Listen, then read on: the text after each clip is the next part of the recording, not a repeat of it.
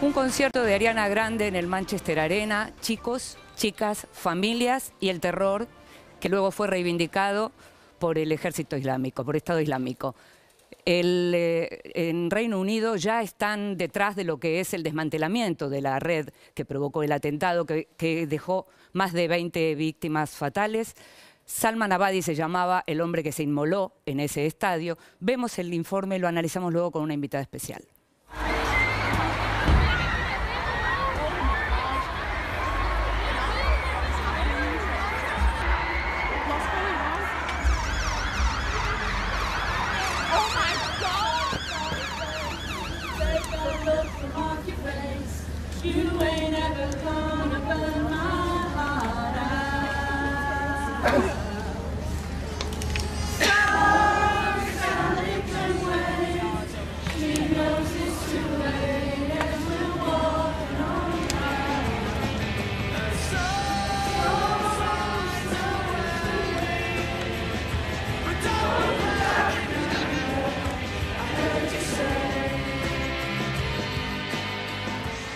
A pocos días de las elecciones parlamentarias en el Reino Unido, un inesperado y mortal atentado en Manchester, reivindicado luego por el Estado Islámico, obligó al gobierno de Theresa May a elevar al máximo el nivel de seguridad y desplegar en las calles a miles de policías y soldados frente a la amenaza de nuevos ataques.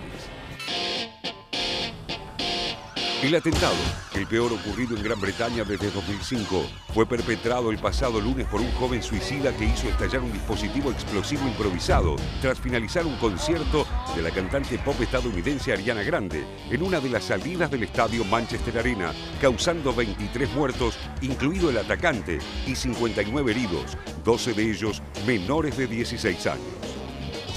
El área elegida, una zona pública ubicada entre una de las salidas y la estación ferroviaria Victoria, estaba fuera del control de los efectivos encargados de la seguridad del estadio. La explosión sorprendió a los asistentes, en su mayoría un público infantil y adolescente, saliendo en masa del concierto. El atacante fue identificado como Salman Abadi, un ciudadano británico de 22 años, el segundo de 4 hijos de un matrimonio de refugiados libios que huyó del régimen de Muammar Gaddafi y vivía desde hacía más de 10 años en Fallowfield, un barrio al sur de Manchester. Y la policía local se vio obligada a confirmar la identidad del sospechoso luego de que la información fuera filtrada a la prensa por oficiales de los Estados Unidos, una situación que motivó la queja de las autoridades del Reino Unido. I have just chaired a meeting of COBRA where I was updated on the extraordinary response of the police and emergency services to Monday's horrific attack. The police have confirmed that 8 suspects remain in custody and that progress is being made in the case. But the threat level, as assessed by the Independent Joint Terrorism Analysis Centre, will remain at critical, and the public should remain vigilant. Shortly, I will be travelling to the NATO summit, where I will be working with international colleagues on defeating terrorism. I will make clear to President Trump that intelligence that is shared between our law enforcement agencies must remain secure. Según los medios británicos, Abadi, un ex estudiante de administración de la Universidad de Salford, estaba bajo el radar de los servicios de inteligencia, pero no formaba parte de ninguna investigación en curso. Su padre reveló que el joven había viajado hacía 1 año y medio a Arabia Saudita y hacía solo 2 meses a Libia. El ministro del Interior francés, Gérard Collomb, aseguró tener información de que Abadi también estuvo en Siria, país donde pudo haberse radicalizado. En el comunicado dado a conocer por el autodenominado Estado Islámico, la organización reivindica el atentado realizado por uno de los soldados del califato en represalia contra infieles y por las transgresiones a la tierra de los musulmanes. Many experts, including professionals in our intelligence and security services, have pointed out the connections between wars that we've been involved in or supported and fought in other countries, such as Libya, and terrorism here at home. That assessment in no way reduces the guilt of those who attack our children. Those terrorists will forever be reviled and implacably held to account for their actions. Hasta el momento, las fuerzas de seguridad detuvieron a 4 personas supuestamente vinculadas a una célula que podría haber planificado el atentado, entre ellas Ismael Abadi, el hermano del atacante suicida. La investigación ahora se centra en detectar a otros posibles colaboradores de Abadi, ya que el ataque demuestra una elevada planificación, tanto por los materiales utilizados para fabricar la bomba como el montaje y la elección del objetivo. Un panorama muy distinto al episodio ocurrido hace 2 meses en Londres, cuando un lobo solitario atropelló a decenas de transeúntes en el puente de Westminster, causando 5 muertos y varios heridos. En esa oportunidad, el gobierno de Theresa May mantuvo el nivel de alerta severo dispuesto en 2014, el segundo más alto de una escala de 5.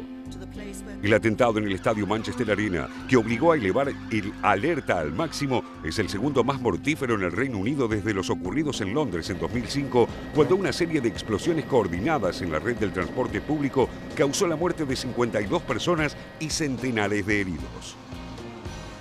Con la campaña electoral suspendida en señal de duelo, justo en momentos en que las encuestas marcaban un claro retroceso para la Premier conservadora, aquellos analistas consideran que el atentado en Manchester podría influir a favor de Theresa May en las elecciones del 8 de junio, permitiéndole reforzar su insistente mensaje de que el Reino Unido necesita un liderazgo fuerte y estable para hacer frente al Brexit y recortar drásticamente la inmigración, que varios medios, partidos de derecha y un sector de la opinión pública relacionan con el riesgo del terrorismo yihadista.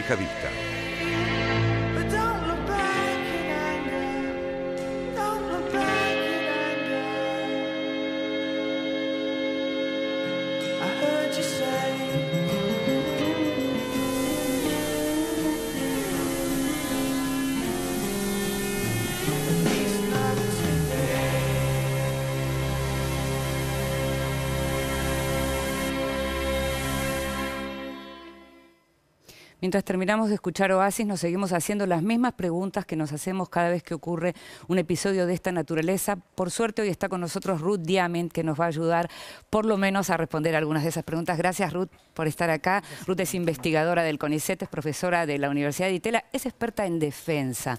Esto quiere decir experta en temas de seguridad.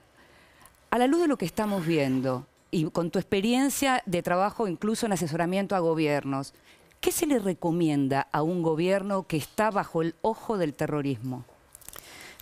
Bueno, pregunta difícil.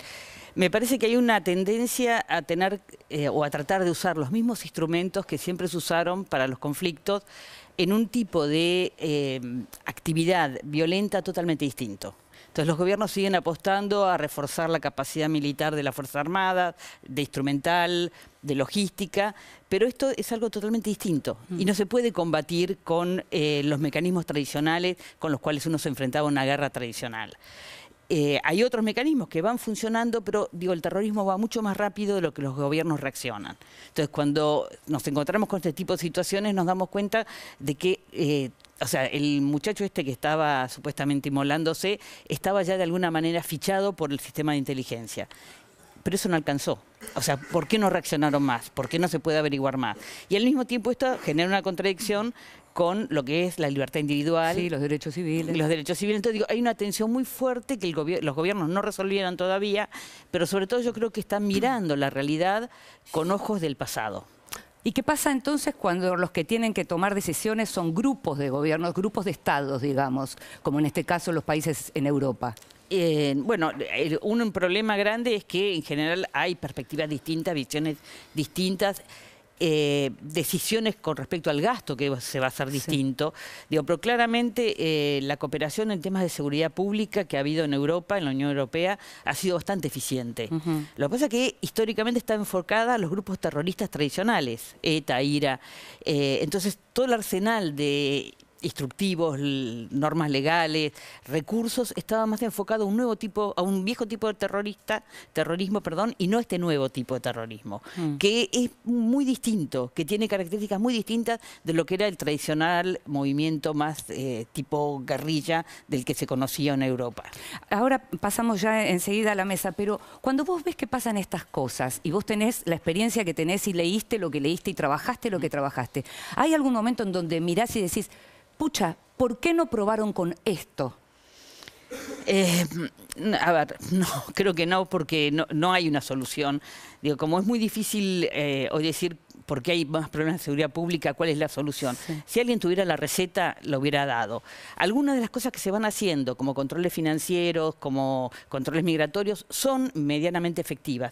El problema es que hay estados con mucha corrupción, estados donde están de alguna manera involucrados los mismos agentes de gobierno con algunas de las bandas terroristas. Claro. Todo el tema de la economía ilegal, la economía ilícita, es un tema muy complicado porque realmente toca a muchos gobiernos. Entonces, la medida por ahí es interesante.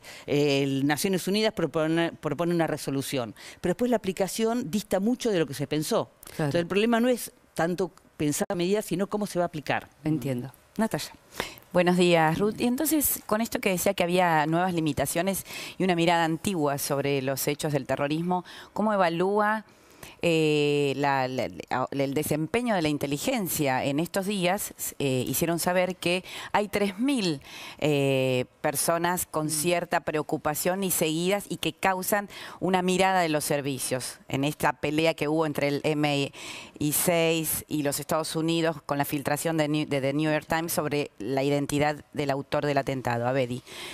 En esto hay 500 de alto riesgo en Gran Bretaña y según ellos solo pueden seguirse 24 horas muy pocos de los 500 y no todos los días. O sea, hay una falta de recursos, una falta de herramientas. ¿Qué es lo que está pasando? ¿Estamos llegando a un límite de la inteligencia antiterrorista? No creo que sea un problema ni de recursos ni de cantidad de gente dispuesta a trabajar en estos temas.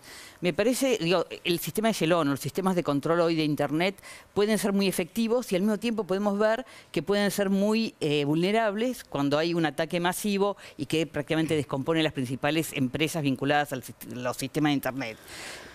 Lo que hacen los hackers lo pueden hacer también los gobiernos. O sea, lo que falta de alguna manera es poner en práctica herramientas que están, pero no las pueden utilizar. O sea, yo creo que hay limitaciones de alguna manera que vienen por la formación que tiene el personal de inteligencia y por esos criterios que por suerte siguen estando vigentes de respeto a cierta privacidad. Y ese es un choque que los terroristas o que estos grupos, digamos, que están organizados criminalmente, no respetan. Lo mismo, digamos, que hay una mentalidad que piensa que, bueno, hay una ley en la guerra, pero en este tipo de conflictos no hay ley. Entonces uno juega con herramientas que a veces no son las más adecuadas para responder a un tipo de movimiento, digamos, terrorista, de violencia que se mueve muy rápido, que nos sorprende con un tipo de ataque muy distinto a los anteriores. Se ha visto, de hecho, que en cierto modo estos ataques son más baratos, más mortíferos y contra civiles, es decir, que tienen mayor impacto en la población. Se quedaron entonces, si vamos a 2001, complejos militares y complejos comerciales como el World Trade Center y demás, se quedaron 2 etapas atrás, porque si siguen con la mentalidad de ETA, IRA y demás, evidentemente deben actualizarse de modo urgente. Sí, yo estoy totalmente de acuerdo, digo, porque obviamente es un tipo de movimiento que utiliza la tecnología, las finanzas, la movilidad, la no organización. En realidad, más que una organización, como estamos acostumbrados, esto es toda la idea de las células móviles, no organizadas. Digo, todo es totalmente distinto y el instrumental con el que seguimos analizando generalmente es lo del pasado. Bueno, aprendamos de lo que pasó en el 2001 para mejorar lo que pasó en el 2001, pero no estamos viendo lo que pasa a futuro. Claro. Y alguna vez que me ha tocado estar presente o participar de una conferencia donde se habla, por ejemplo, del tema de ciberseguridad, que es un tema que preocupa bastante, digo, la gente tiene un tema nuevo, pero lo piensa con las herramientas del pasado. No es que yo las tenga, no es que yo estoy preparada para eso, pero sí puedo hacer un análisis de lo que estoy viendo. Ruth, ¿qué tal? Buen día. Una de las formas posibles de entender el terrorismo es entenderlo como un intento de comunicación, digamos, ¿no? Como un vehículo de comunicación, el sentido clásico. Hay un emisor, en este caso el Estado Islámico, que transmite un mensaje que es el terror a la mayor cantidad de gente posible, en este caso una audiencia global, digamos. Mi pregunta sería, en la medida en que este tipo de atentados tienden a repetirse y en algún sentido casi hasta rutinizarse, al menos en Europa, ¿el mensaje no está perdiendo efectividad?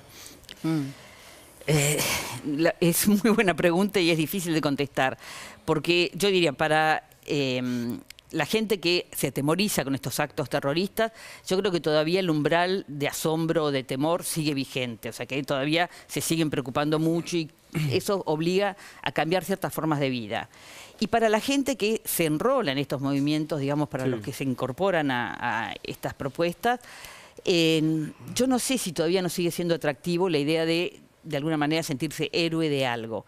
Identidad, digamos, a través de por ahí un efecto negativo, pero una identidad al fin. El tema de esa fragmentación que por ahí se ve sobre todo en Europa, donde esta gente se siente excluida y hoy se incorpora a un grupo como donde que adquiere un sentido en algún sentido, ¿no? Sí, por eso digo, no lo sabría decir exactamente. Me da la sensación que todavía no llegamos a ese límite y que todavía nos podemos sorprender con otros atentados.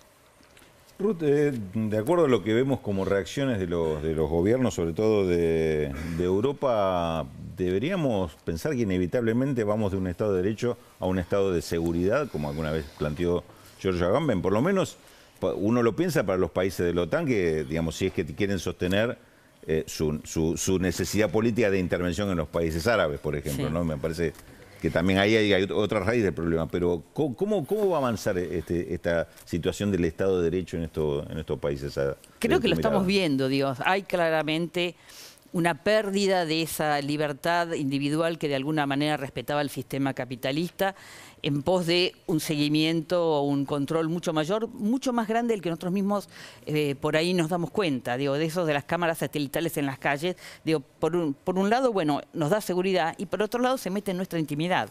Y cada vez eso aparece como algo que aceptamos más, con mayor flexibilidad, con menos cuestionamiento. Entonces creo que sí, esa mirada un poco policial del Estado está aumentando. ¿Cuál es el límite para decir que eso pasamos, digamos, de un Estado de Derecho a un Estado absolutamente controlador, persecutor? Digo, es difícil todavía decirlo también, pero uno ve que eso va avanzando. La última pregunta. ¿Cómo ves a partir de la llegada de Trump a la presidencia en Estados Unidos lo que es la colaboración en materia de seguridad entre Estados Unidos y la Unión Europea? Bueno, justo ahora ha estado haciendo su recorrida por la Unión Europea y participó de la reunión de la Asamblea de la OTAN. Se preveía que él iba en realidad a tirarse muy fuertemente en contra porque había dicho que la OTAN era obsoleta y terminó teniendo algunas críticas, pero participando bastante activamente de la reunión. Lo que él dice que es obsoleta yo creo que es cierto. O sea, la OTAN era un organismo que se creó para enfrentar al mundo soviético, el Pacto de Varsovia, y que no logró tampoco readecuarse y encontrar realmente cuál puede ser su tarea para asegurar Europa. Y Estados Unidos tiene una visión mucho más entroncada en lo militar, y sobre todo ahora con esta presidencia, que por ahí recursos preventivos o de información o de educación que puede tener la mirada de la Unión Europea. Pero la OTAN hoy no representa ninguna de estas dos, ni lo netamente militar, ni una mirada absolutamente nueva que de alguna manera deje la vieja composición de las Fuerzas Armadas defendiendo las fronteras que tuvo en sus orígenes. Entonces podemos esperar choques en los próximos meses, por ejemplo. Yo diría más que choques, falta de colaboración. Ok. Gracias por estar con nosotros y ayudarnos a pensar. Nosotros nos estamos yendo al primer corte. Estamos hasta las 2 de la tarde, no se olvide.